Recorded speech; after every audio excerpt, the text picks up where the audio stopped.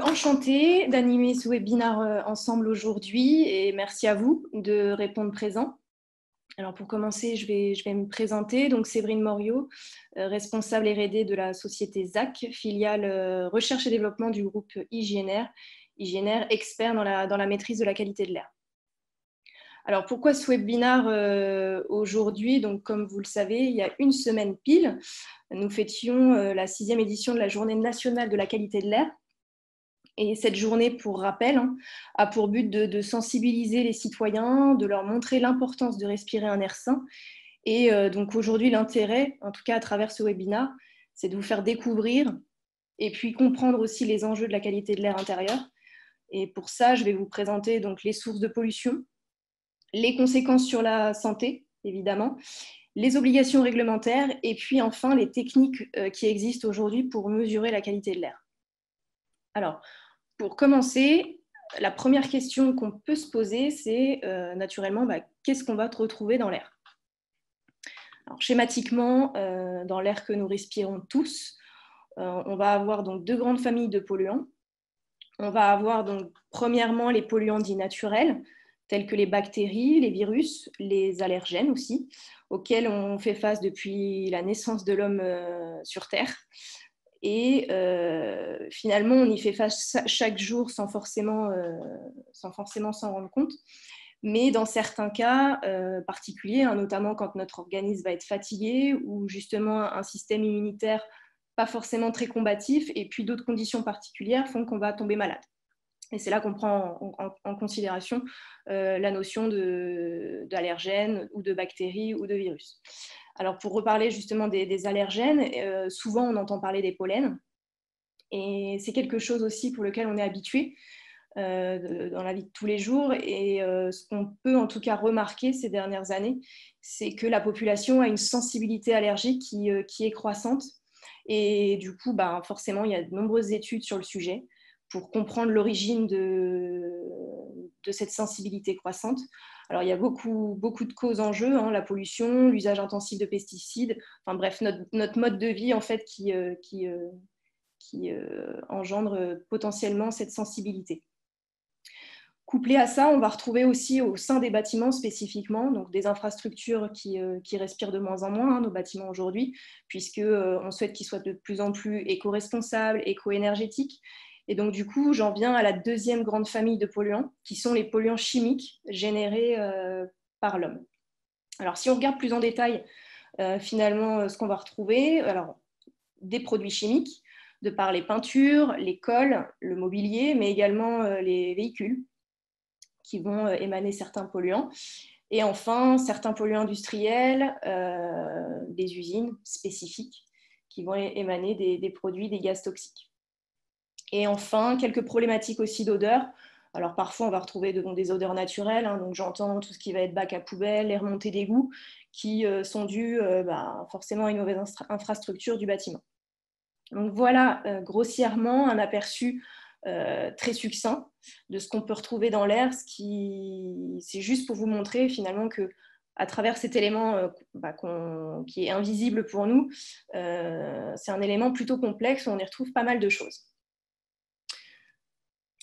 Autre message à vous faire passer aujourd'hui, qui est important à noter et puis qu'on voit dans tous les médias aujourd'hui, c'est la qualité de l'air intérieur, plus mauvaise que la qualité de l'air extérieur. Alors, de manière générale, c'est ce que je dis, c'est que finalement, on est souvent sensibilisé donc, par les médias à la pollution de l'air extérieur.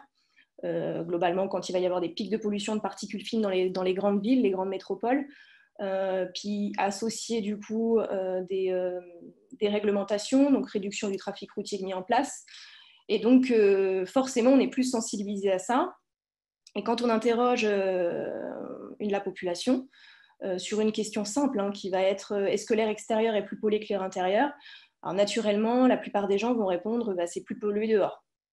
Et forcément, en fait, c'est assez humain puisqu'on raisonne bâtiment intérieur où on est finalement dans une espèce de coque, dans un confort, une sécurité qui fait que les gens pensent que la qualité de l'air intérieur est bien meilleure.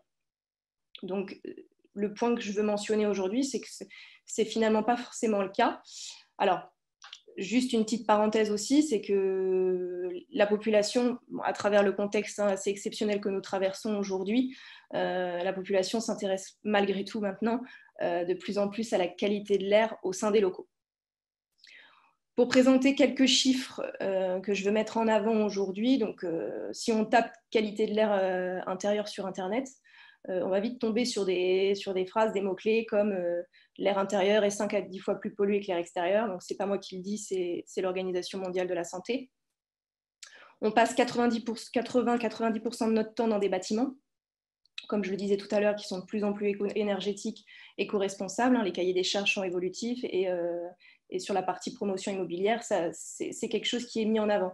Et souvent, finalement, on perd la considération de notions de qualité de l'air, où finalement, il y a quand même pas mal de choses à mettre en place pour que les bâtiments, quand ils sont livrés aujourd'hui, la notion de qualité de l'air soit prise en compte. Donc, on se retrouve quand même aujourd'hui dans des espaces qui sont plutôt confinés, exposés à une pollution invisible, parce que comme je vous montrais au tout début, c'est quelque chose qu'on ne voit pas, mais qui est assez complexe, où on retrouve énormément des cocktails de polluants et qui peut y avoir forcément, vous imaginez bien, un fort impact sur la santé des occupants. Et en effet, si on regarde un petit peu les chiffres, la pollution de l'air intérieur est responsable aujourd'hui de 48 000 décès par an. Et puis un autre chiffre aussi quand même à soulever, le Sénat aujourd'hui a chiffré le coût annuel de la pollution de l'air en France. Donc on est à peu près à 101 milliards, ce qui est énorme. Et pour juste vous donner une idée, en termes de ratio de comparaison, on est 2 fois plus que le tabac aujourd'hui, le tabac qui est à peu près à 47 milliards d'euros.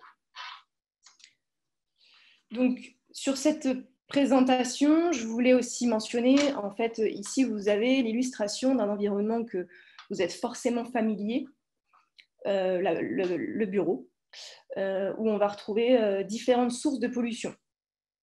Donc, alors j'ai juste une question, 48 000 décès en France. Je ne l'ai peut-être pas mentionné, mais oui, c'est en France. C'est vraiment à l'échelle nationale. Pour continuer, différentes sources de pollution, donc dans l'espace bureau, vous allez retrouver, donc, première source, les occupants et leur activité. Donc, vous allez avoir, par exemple, donc, les COV, COV, acronyme qui veut dire composés organiques volatiles. Donc, comme son nom l'indique, ce sont des produits volatiles qu'on retrouve donc facilement dans l'air. Et ça va être le parfum qu'on porte ou là, justement, sur une activité de bureautique, quand on va utiliser une colle, ces choses-là. Le dioxyde de carbone aussi, les occupants, donc forcément, en émanent. Pourquoi ? Parce que c'est le gaz de la respiration humaine, c'est ce qu'on expire. Et puis encore les bactéries, les virus, les occupants d'un bâtiment peuvent le propager. Donc on en a l'exemple justement en ce moment avec le contexte exceptionnel que nous traversons. Autre source de pollution aussi à mettre en lumière, les matériaux de construction. Donc les matériaux de construction pardon, j'entends tout ce qui est moquette, mobilier, qui sont des sources principales de composés organiques volatiles et aussi de particules fines. Les outils de bureautique, donc je mentionne les imprimantes, mais les photocopieurs également. En fait, de par leur fonctionnalité, ils génèrent de l'ozone avec le temps. Et l'ozone, c'est brièvement un gaz qui est assez irritant pour les voies respiratoires et puis pour le nez, les yeux.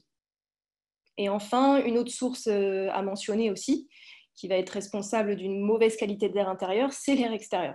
Puisque bien souvent, on va en réflexe ouvrir la fenêtre pour aérer, mais quelquefois, l'air extérieur peut être source de pollution. Alors j'entends les particules fines, si on est à proximité d'un trafic routier, et également tout ce qui est les gaz de combustion, donc le dioxyde d'azote ou le monoxyde de carbone qui sont émanés du trafic routier et qu'on peut retrouver rapidement en air intérieur si on ouvre la fenêtre pendant qu'il y a un fort trafic à l'extérieur, par exemple.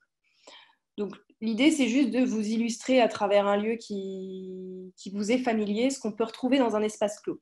Alors ça, c'est dans un bureau, mais on pourrait faire le même exercice dans un autre lieu, où on va avoir une activité spécifique et donc des polluants plus spécifiques. Donc, je ne vais pas rentrer dans le détail, mais finalement, à chaque fois, on peut avoir un listing assez conséquent de ce qu'on peut retrouver. Alors, vous allez me dire, OK, vous venez de me présenter les sources de pollution, mais en quoi, pour nous, êtres humains, c'est important de s'y intéresser aujourd'hui ? Alors, la question qui se pose naturellement, et j'en viens justement à cette deuxième question, c'est pourquoi la qualité de l'air inhalé est importante. Alors, brièvement, juste pour vous montrer les quelques chiffres qui peuvent aider en tout cas à avoir l'air comme un élément plus palpable, j'entends. Donc, première chose, c'est un élément vital. Quand on le compare rapidement au fait de s'alimenter ou de boire, le ratio est assez impressionnant. Donc, vous avez dû voir ces chiffres plusieurs fois, mais c'est important de le rappeler, je pense, car c'est facile pour nous de l'intégrer et puis facile aussi de le retenir. C'est un besoin permanent, donc on ne se rend pas compte, puisqu'aujourd'hui, c'est un automatisme chez nous, l'organisme le gère parfaitement, et puis on n'y prête pas forcément attention, à part dans les moments d'effort, par exemple, quand on va être essoufflé. Le cœur s'emballe, on a besoin de reprendre un peu notre souffle, et c'est souvent seulement dans ces moments qu'on perçoit vraiment la notion d'un besoin vital de respirer. Et puis enfin, la dernière notion, c'est un besoin important en termes de chiffres, en termes de volume. On est à 12 000 litres journaliers à peu près. Alors c'est une moyenne, ça varie en fonction de l'individu. Mais voilà, on peut donc imaginer à travers ces chiffres très rapidement qu'il va falloir, en tout cas que l'air va avoir un impact sur notre corps s'il est de mauvaise qualité. Et j'en viens donc à présenter les effets sur la santé.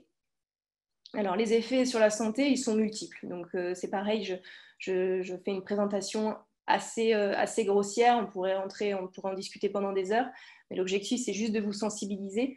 Donc, différents effets importants à citer. Le premier, il est toxique. Si, par exemple, je prends le monoxyde de carbone, donc ce qui est noté CO en molécules chimiques sur ma présentation, c'est un gaz de combustion mortel qu'on retrouve donc classiquement dans les gaz d'échappement ou combustion type chauffage. C'est un gaz mortel à très forte concentration, j'entends, dans un laps de temps très court, mais du coup, il est important quand même à mesurer. L'autre effet sur la santé que peut avoir l'air, c'est irritatif. J'ai pris l'exemple tout à l'heure de l'ozone avec les imprimantes. En effet, c'est un gaz qui est irritant pour les voies respiratoires, le nez, la bouche. Il peut avoir aussi des effets allergiques ou infectieux. Donc, à travers aussi tout à l'heure, quand je présentais les polluants dits naturels, les pollens, les bactéries ou encore les virus. Donc, j'en cite des virus, la grippe, le rhume, bien évidemment, en ce moment, on en entend parler, le coronavirus. Donc, effet infectieux sur la santé. Et puis, des cas un peu plus graves aussi, il peut avoir un effet cancérogène. Donc, ça, à travers les polluants toxiques comme l'amiante, donc qui peut créer ce qu'on appelle des fibroses, donc c'est des destructions au niveau des poumons. Et dans certains cas, ça peut mener malheureusement à des cancers pulmonaires. Et enfin, pour finir rapidement, donc des effets cardiovasculaires aussi. Si on a une mauvaise qualité de l'air, ça peut engendrer ces effets-là. Et là, je pointe du doigt surtout les particules fines. Et justement, je voulais attirer votre attention sur ce polluant physique, car aujourd'hui, les études montrent que dans 70% des cas, quand on a une mauvaise qualité de l'air dans un bâtiment, et ce sont souvent les particules fines qui en sont responsables. Et donc, du coup, je voulais quand même mettre en avant ce polluant-là à travers donc, une présentation qui montre, en fait, si on regarde de plus près sur l'organisme aujourd'hui, on va pouvoir voir quelles zones les particules fines atteignent en fonction de leur taille. Donc, vous avez dû entendre parler des PM1, PM2,5, PM10. Ça veut juste dire en français particules fines de tailles différentes, donc 1 micron, 2,5 microns ou 10 microns. Donc, en fonction de leur taille, comme je disais, elles vont aller se loger soit au niveau du nez, de la gorge, pour les grosses particules, soit au final dans des alvéoles. Alors, je l'ai illustré sur la présentation, à droite, c'est ce qu'on voit en fait, les petites billes, où on va avoir finalement ces petits sacs qui vont se remplir d'oxygène et c'est l'endroit où finalement il y a les échanges gazeux avec le sang. Et du coup, ces particules fines très petites peuvent se retrouver à cet endroit-là et vous imaginez bien vite basculer dans le système cardiovasculaire, d'où finalement, à un moment donné, ça peut créer des maladies assez graves, en tout cas sur toute la partie vasculaire. Il faut aussi noter que ce sont des transporteurs, les particules fines, ce sont des transporteurs pour de nombreuses bactéries et virus. Aujourd'hui, certaines bactéries et virus peuvent se propager seuls, mais souvent, ils sont accompagnés de particules fines. Donc finalement, quand vous allez avoir un environnement assez riche en particules fines, c'est d'autant plus propice, vous imaginez bien, à une propagation de ces biocontaminants. Donc voilà, une vue d'ensemble sur tous les impacts sur la santé que peut causer une mauvaise qualité de l'air. On a vu également les sources de pollution. je voulais attirer votre attention aussi sur un dernier aspect qui est important à mentionner, bien sûr, c'est l'aspect réglementaire. Donc aujourd'hui, pour la plupart, vous en avez peut-être entendu parler, il y a des lois qui sont rentrées progressivement en vigueur et je mentionne celle-ci puisque c'est celle qui est sortie, donc qui a été votée en 2015, qui est la loi Grenelle 2 et qui a eu une mise en application progressive donc de 2018 à 2023. Et donc si on regarde schématiquement, 2018 pour les établissements d'accueil collectif, donc les établissements qui reçoivent du public, donc des enfants de moins de 6 ans, donc doivent faire un audit de la qualité de l'air. Puis en 2020, ce sont tous les collèges et lycées, et en 2023, les ERP, donc les établissements recevant du public. Finalement, dans cette liste, il y a de nombreux établissements qui vont s'y retrouver, les hôtels, les restaurants, les salles de conférence ou autres. Tout ce qui attire finalement du public en grande quantité. Et donc, à travers ce dispositif réglementaire, comme je disais, il y a une évaluation obligatoire des moyens d'aération du bâtiment qui doit être faite, ainsi qu'une mise en œuvre d'un programme d'action sur de la prévention de la qualité de l'air intérieur, ou à défaut de ce programme d'action, il faut faire des campagnes de mesure de qualité d'air intérieur. Donc, c'est assez bien explicité cette réglementation, ce qu'il faut faire. Il y a également le code du travail, bien évidemment, où le responsable de site doit surveiller ses installations de ventilation. J'attire l'attention sur l'installation de ventilation parce qu'une bonne qualité d'air intérieur passe par l'entretien de ces réseaux aussi, bien évidemment. Et puis, une surveillance en particules fines est également demandée quand on regarde plus précisément dans le code du travail, dans les locaux à pollution spécifique. Donc les bâtiments à pollution spécifique, ce sont ceux qui vont générer, en tout cas là pour les particules fines, j'entends, qui vont générer de par leur activité des particules fines en grande quantité. Donc on peut citer tout ce qui va être fabrication de textiles, ateliers de menuiserie ou autres, qui ont des seuils des concentrations à respecter journalières. Alors j'avais une question, les bureaux privés sont-ils concernés pour la loi Grenelle? C'est tout type en fait, que ce soit public ou privé, tout type d'infrastructure. Donc de toute façon aujourd'hui, en 2023, l'idée, alors je ne sais pas si ça sera un petit peu revu, puisque finalement on regarde, c'est quand même une liste en 3 temps, mais finalement 2023 on retrouve tous les ERP et c'est pas forcément très bien listé. Notamment nous on a eu des demandes de facultés. Les facultés se disent on se retrouve dans quelle catégorie, collège, lycée, parce qu'on est quand même dans l'enseignement, mais en même temps est-ce qu'on est plutôt sur 2023 parce qu'on est aussi des établissements recevant du public. Donc la réglementation a été mise en vigueur, certes. Après, il y a des petits points à peaufiner. Je ne sais pas si du coup elle sera révisée, mais il y a des choses comme ça où on n'a pas forcément les éléments. Donc par défaut, toutes les infrastructures comme bureaux privés sont concernées. J'ai une autre question. Il y a aussi une surveillance obligatoire des VLEP de certaines substances. Oui, en effet, de toute façon, suivant les autorités locales, donc quand j'entends autorité locale, monitorée par l'ANSES ou encore l'OMS, on a des valeurs limites d'exposition professionnelle qui sont pointées du doigt. Donc forcément, il y a une surveillance, alors ça dépend de l'activité du site, mais en effet, il faut aller regarder plus en détail s'il y a des polluants cibles par rapport à l'activité spécifique du site. Donc, sur l'aspect réglementaire, à peu près, je pense que j'ai fait le tour. Alors, bien sûr, à travers l'aspect réglementation, aujourd'hui, comme je viens de mentionner, il faut faire un audit. Il faut faire un audit, il faut mesurer la qualité de l'air. Donc, la question que vous pouvez vous poser aussi aujourd'hui, c'est comment on surveille, comment on mesure la qualité de l'air aujourd'hui? Alors, première chose, on peut mesurer la qualité de l'air de manière ponctuelle, à travers différents appareils, différents outils qui permettent de mesurer aussi bien les polluants chimiques. Donc, je vous ai mis un exemple, les polluants chimiques, ce sont les radiélos. Donc, c'est une méthode de prélèvement passive. Passive, pourquoi? Parce que c'est en 2 temps de collecte. Il y a une partie collecte des molécules de gaz sur ce petit dispositif qu'on place sur le site, et puis qu'on laisse un certain temps, en moyenne 5 jours.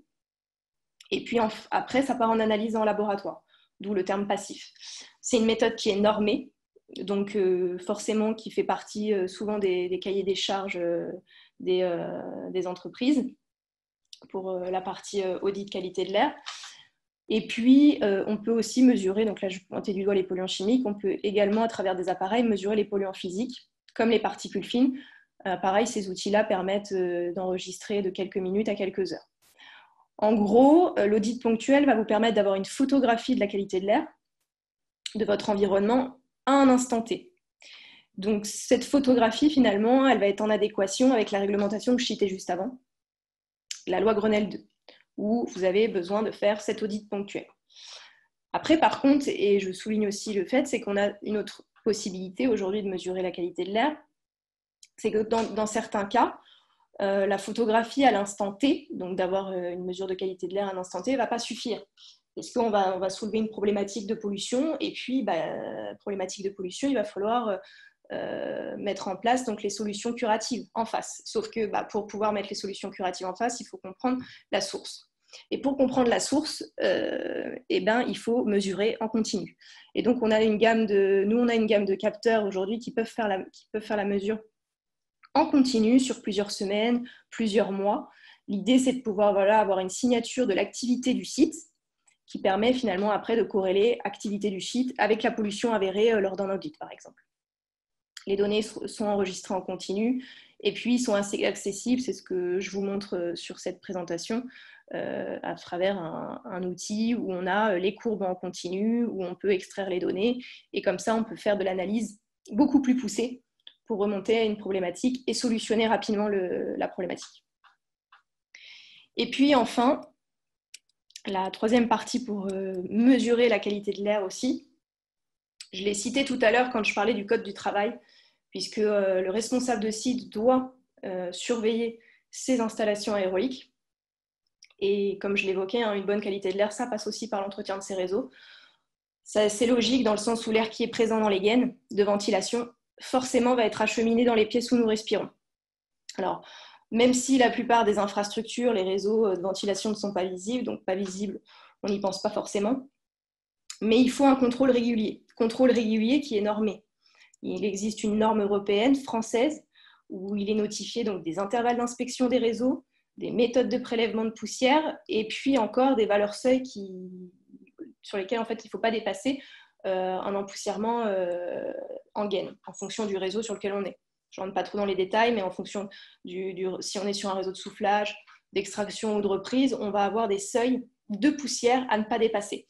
Donc c'est une norme qui est assez bien présentée. Pour information, elle est revisitée aussi cette année. Donc je pense qu'il y aura peut-être des petites choses rajoutées ou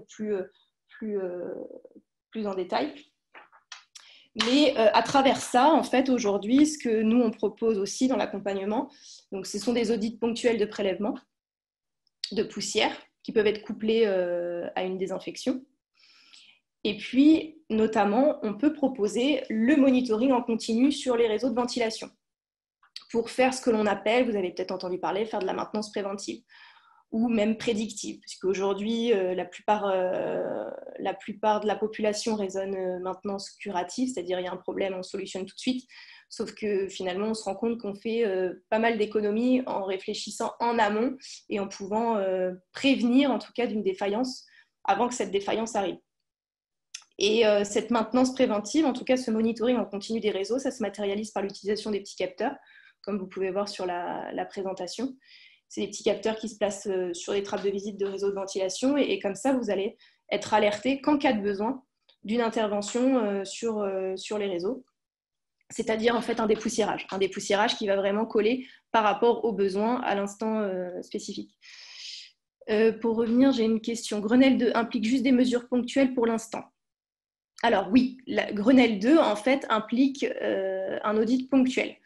L'idée, c'est que vous avez 7 audits à faire et s'il est bon pendant 7 ans, finalement, cette loi dit que vous n'avez plus rien à faire et qu'implique réglementairement de mauvais résultats en ERP.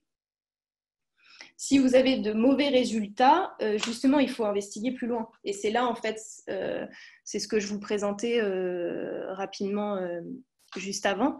C'est-à-dire que vous allez faire l'audit ponctuel dans le cadre de la réglementation Grenelle 2. Il s'avère que cet audit montre une non-conformité. Il faut investiguer. Et donc là, en fait, l'intérêt derrière, c'est de placer du monitoring et d'aller voir si on peut remonter rapidement à une source connue par rapport à l'activité du site. Donc, réglementairement, vous êtes obligé en tout cas de mener une action derrière s'il y a une non-conformité de l'audit. Ça, c'est obligatoire. Et ça passe par soit du monitoring ou une campagne de mesure ou autre. Mais en tout cas, vous devez solutionner la problématique sur site. Claudie Albrecht, j'ai une question. De quelle norme parlez-vous? Alors, excusez-moi, parce que du coup, je parlais donc de la norme loi Grenelle 2 pour la qualité de l'air intérieur, et puis j'en venais après sur la partie réseau de ventilation et entretien. Et si c'est cette norme dont vous parlez, je parle de la norme NFEN, donc NF, norme française européenne, 15 780, sur les systèmes de ventilation. Je ne sais pas si c'est cette question, si ça répond à votre question. Mais du coup, en tout cas, c'est les deux normes aujourd'hui que je mets en lumière. Donc voilà, en gros, sur la partie entretien, réseau de ventilation, je vous ai tout présenté. Après, derrière, juste globalement, l'idée, c'est de pouvoir accompagner nos clients dans une démarche globale. Donc, quand j'entends démarche globale, nos produits aujourd'hui nous permettent d'apporter un diagnostic complet. Diagnostic complet, donc à travers de la mesure, le traitement des données, des recommandations qui peuvent être appliquées dans un premier temps, et puis si le problème persiste, forcément, en fait, on peut compléter avec des solutions correctives, des solutions curatives, comme par exemple des interventions spécifiques de nos experts hygiénaires à travers des audits, des contrôles spécifiques ou encore du dépoussiérage, de l'hygiénisation des réseaux de ventilation. Et enfin, une dernière chose aussi, l'utilisation de notre gamme de purificateurs. Donc purificateurs qui vont servir en fait quand vous avez des problématiques d'odeur ou de composés chimiques persistants ou encore des particules fines. L'idée, voilà, il va pouvoir vous accompagner à purifier. Mais il peut compléter en tout cas. C'est-à-dire que j'attire l'attention, c'est que les gammes de purificateurs, c'est pour fait de purifier, mais si votre problème à la source il n'est pas réglé, vous allez avoir en continu votre purificateur qui va mener une action, mais le but aussi c'est de résolver cette source de pollution. Donc c'est un travail à deux niveaux. Donc il y a cibler la source de pollution s'il y en a une, et puis après vous accompagner aussi sur l'aspect purification pour apporter vraiment une solution complète globale. Et juste pour finir, en fait, sur l'aspect purification, c'était pour vous montrer un petit peu en image quelques cas d'usage de nos installations pour améliorer justement cette qualité de l'air dans différents secteurs, donc forcément qui a été propulsé avec le contexte exceptionnel que nous traversons aussi, donc à travers les EHPAD, les cabinets médicaux, de par leur activité spécifique qui sont confrontés donc à des problématiques en intervenant sur leurs patients. Donc cabinets médicaux, j'entends les cabinets dentaires, ORL ou autres. Et puis enfin aussi les chaînes de restauration qui se sont équipées aussi de purificateurs. J'ai une question. Quels sont à minima les éléments devant être mesurés dans l'air réglementaire dans le cadre des audits? Donc, l'audit aujourd'hui de la loi Grenelle 2, comme j'expliquais tout à l'heure, vous avez déjà donc une obligation sur les moyens d'aération. Et après, vous avez un programme d'action de prévention de la qualité de l'air à mener. Donc, c'est un programme d'action, c'est un questionnaire qui a été mis en place par l'État, auquel cas, à travers ce questionnaire, s'il y a des problématiques, en effet, il faut faire ces mesures, donc formaldéhyde, CO2, benzène, en effet. Et puis, si vous êtes à proximité d'un pressing, il y a également tout ce qui est perchloroéthylène. Mais globalement, en effet, ce sont les mesures à minima à réaliser. Mais c'est dans un second temps, dans le sens où, dans un premier temps, vous avez ce programme d'action à compléter. Donc, soit en interne de votre côté, soit vous êtes accompagné. Donc, ça, c'est quelque chose que nous, on peut faire, vous accompagner sur le questionnaire en question, de voir justement s'il y a des problématiques et si derrière ça, on fait des mesures plus poussées de formaldéhyde, CO2, benzène. Voilà, j'ai pas d'autres questions pour le moment. Du coup, eh bien, c'était ma dernière slide, donc je vous remercie pour votre attention.